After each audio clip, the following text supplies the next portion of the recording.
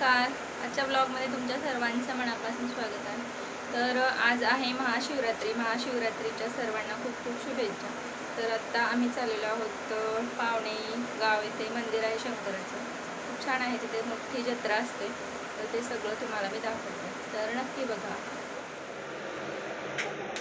चल, कुठे जायचंय? कुठे जायचंय?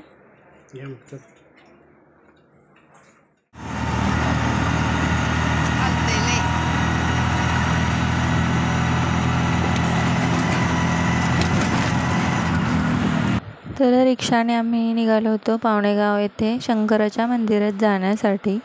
तर खूप छान मंदिर आहे, आत्ता सध्या म्हणजे नवीन बांधलेलं आहे.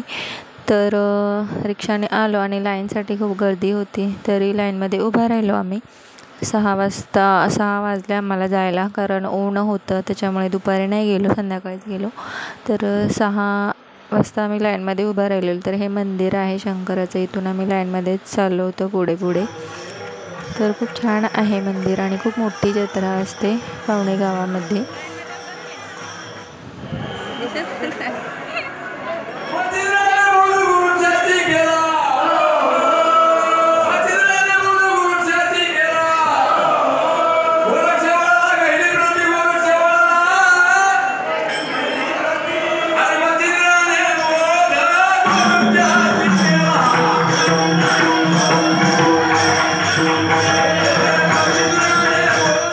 तर दर्शन घेऊन बाहेर आलो.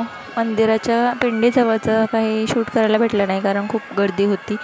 दर्शन घेऊन पुढे ढकलत होते. तर ही आहे जत्रा बाहेरची, सगळे दुकानं वगैरे आहेत. तर सगळा नुसता भोंगाच वाजवणारे होते आणि खूप छान मोठी जत्रा असते, खूप भरलेली असते.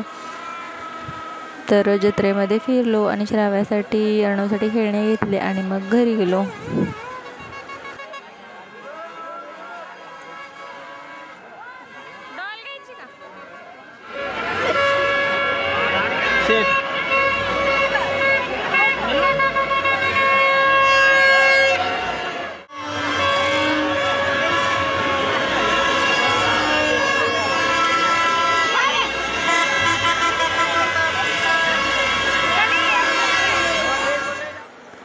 तर मंदिरातून दर्शन घेऊन आल्यानंतर घरी आलो. शाबू सकाळीच म्हणजे दुपारी भिजत घातला होता, छान भिजला होता.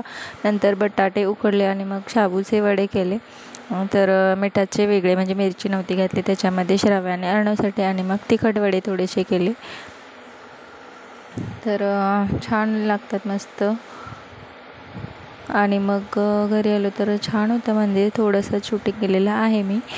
तर आजचा ब्लॉग तुम्हाला कसा वाटला कमेंट करून नक्की सांगा. आवडला असेल तर लाईक, शेअर, सबस्क्राईब करा. चॅनलवरती नवीन असाल तर नक्की सबस्क्राईब करा.